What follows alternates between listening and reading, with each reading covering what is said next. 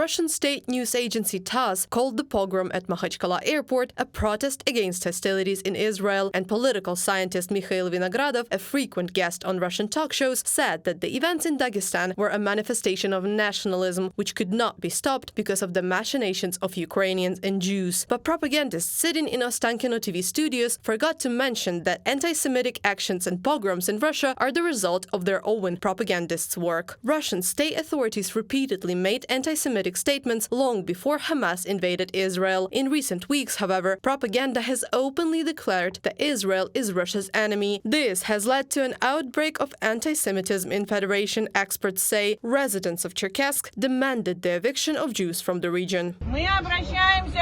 We appeal to our government, to the government of the Republic, with a request to protect us from Jews coming in our region, exactly the Jews. The pogrom in Makhachkala is not the only case of mass anti-Semitism in Russia recently. A day earlier, in the same region, a mob surrendered a hotel where refugees from Israel were rumored to be staying, and in Moscow, a synagogue was attempted to be robbed. NATO officials directly blamed the outbreak of anti-Semitism on Russian state propaganda. The clashes are one of manifestation of the radicalization of Russian society. Russian media incite hatred against Ukrainians, the West, and now against Israel. Tensions are rising in Russia, and Dagestan is one of the places where many of those who perished in Ukraine came from. Yanis Sarts, director of the NATO Strategic Communications Center of Excellence, in a comment to Latvian TV.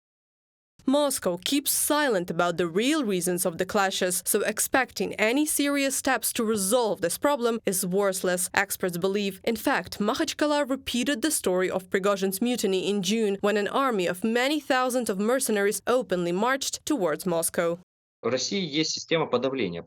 Russia has a system of suppressing such rallies and actions using security forces from other regions. The forces that are not connected by kinship or other ties with the local population are quickly transferred. However, this is possible when you have a planned protest, when you realize that it will happen on a certain day or as a result of a certain situation. And if it's a spontaneous riot, like in this case, the system was not able to respond quickly. It took a lot of time. So, of course, this is a very threatening challenge for Russian authorities.